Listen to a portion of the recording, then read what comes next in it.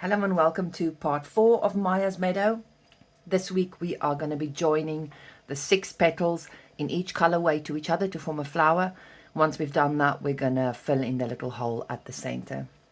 You will be using the same color as you used for the last round of each raindrop in each colorway, but to demonstrate this better, I'm going to use a contrasting color.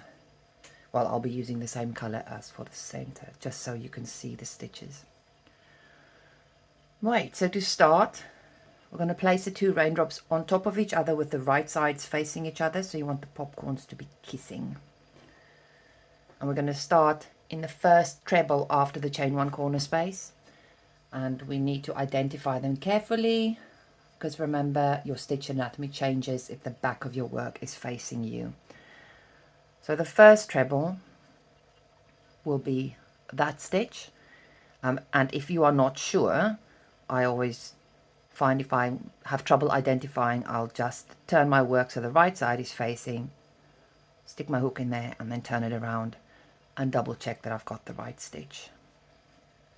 So I'm starting with the slip knot already on my hook, and remember you'll be using the same color, but I'm using a contrasting color, into that first treble on the top petal and into that first treble on the back petal, and the loops will be to the right, to the left if you're left-handed. And we're going to make a single crochet. Now we're going to chain 1, skip the next stitch and make a single crochet in the next stitch 12 times. So chain 1, skip the next stitch on both layers, make a single crochet in the next stitch. That's number 1. Chain 1, skip the next on both layers,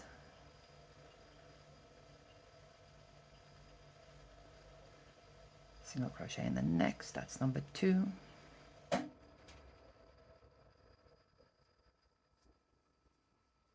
3,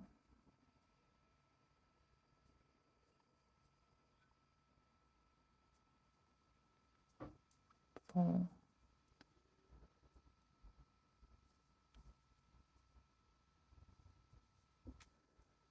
5,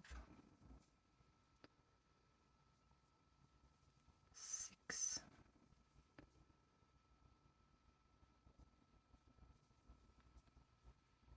7,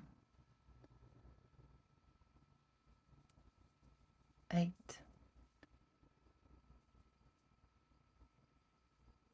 9, 10,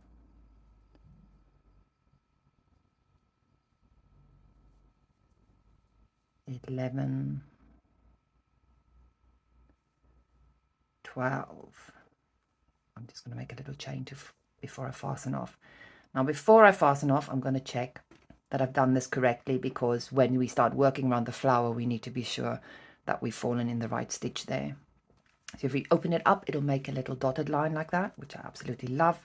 Won't be visible on your flower because it'll be in the same color. And we are going to do a spot check. And we want to make sure that the last single crochet falls in the first stitch of an increase on the motif to your right or left if you're left-handed. So I'm just going to check. And there's an increase and it falls in the first stitch. And then you want to check that it falls in the second stitch of an increase on the motif to your left or the right if you are left-handed. So we're going to check that as well. There's the increase, first stitch, second stitch. So I know that that's correct. So I can go ahead and fasten off. And then we're going to do that for all 6 joins. I apologize for the many ends, but it's one of those sorry not sorries because it's so worth it. Okay, so I'm going to show you how I do the second one as well.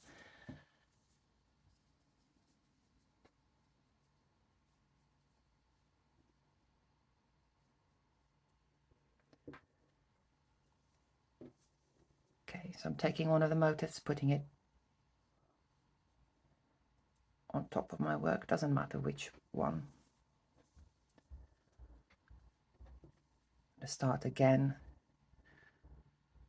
with a single crochet in that first treble, after the chain 1 space on both motifs, remembering that the loops will be after the post on the top one and in front of the post on the bottom one. So single crochet, we're going to do chain 1, skip the next stitch on both layers, single crochet in the next stitch, chain 1, skip the next stitch, single crochet in the next stitch. You're going to do that 12 times so that you end up with 13 single crochets and 12 chain 1 spaces.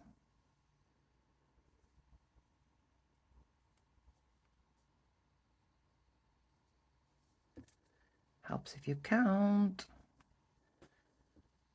First one, 1, 2, 3, 4, 5.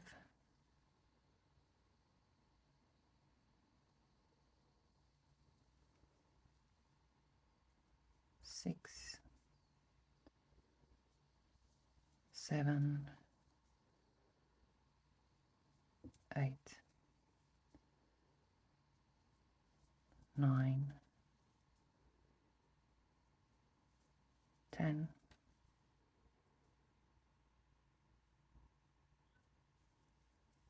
11,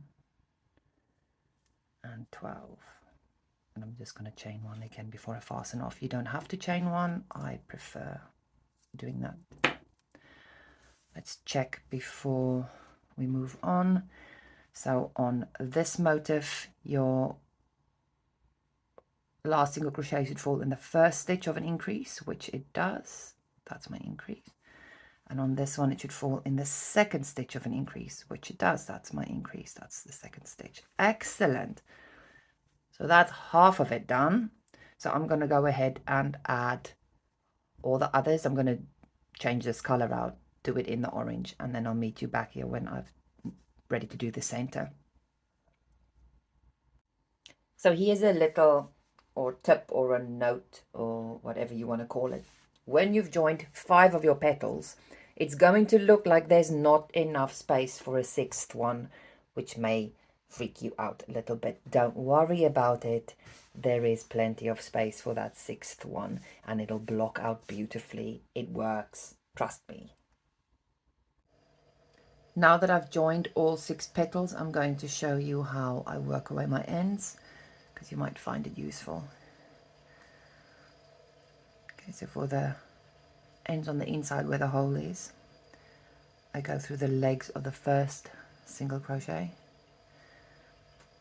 and then I make my way down the treble in the corner, going through the loops.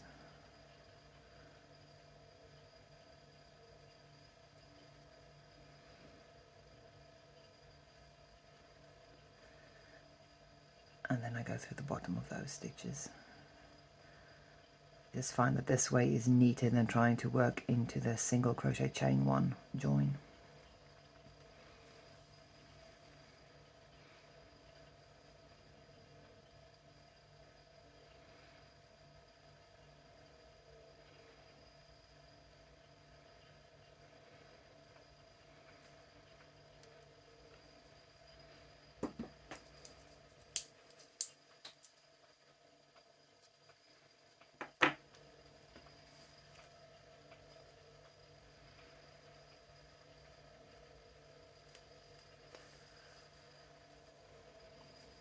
I do the same thing over here.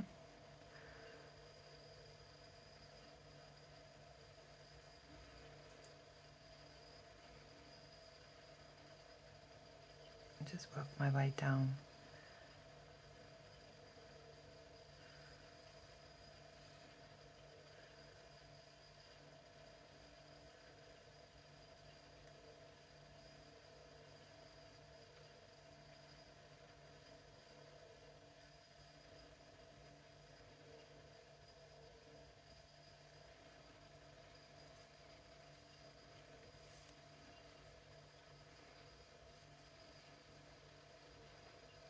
And then back again.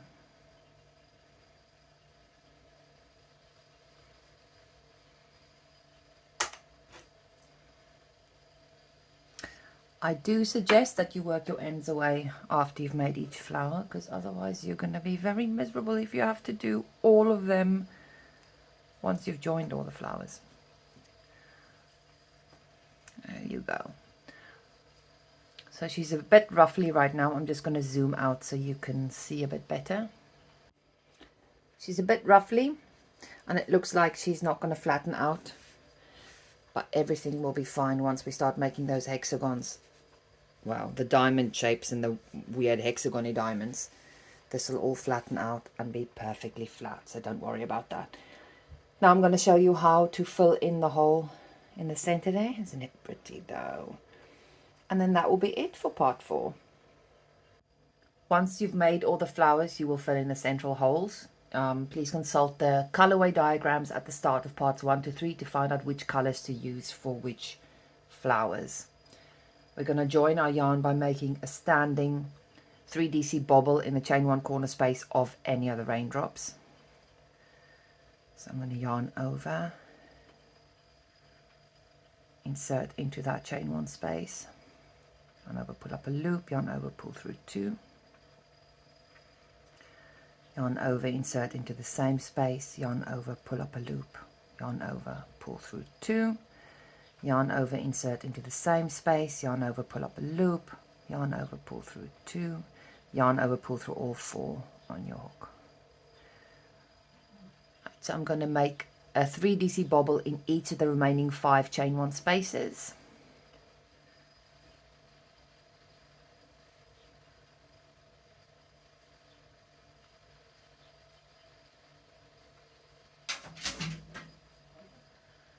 It's alright, you can come in. Erika? Ek is besig met die video.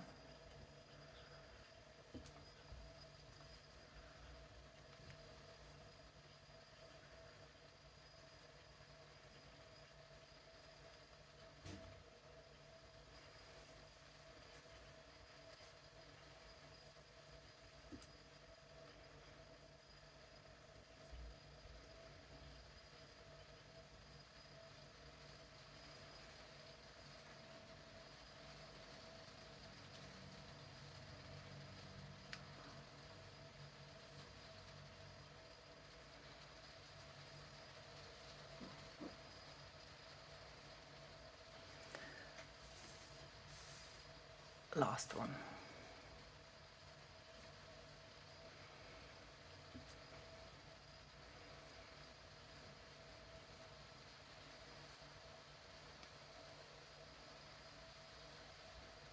Okay, so when you've made all 6 of them, you can join to the top of the first one with a slip stitch.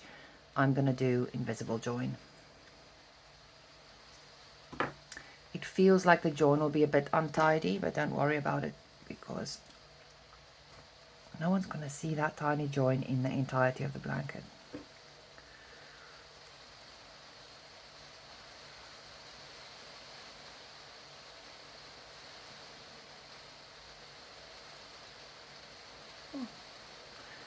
It's a bit fiddly to get in there.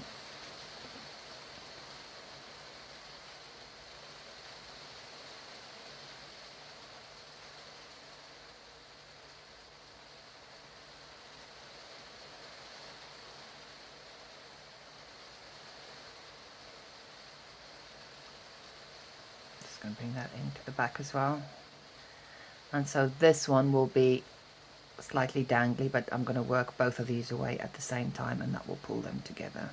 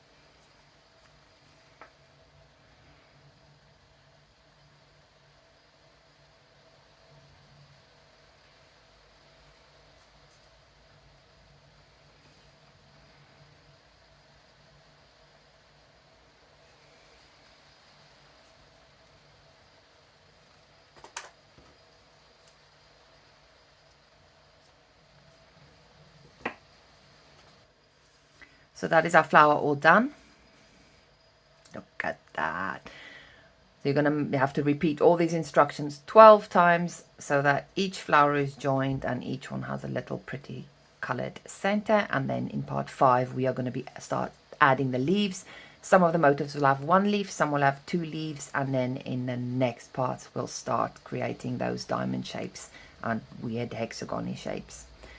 Thank you very much for watching. Have a lovely week. Bye.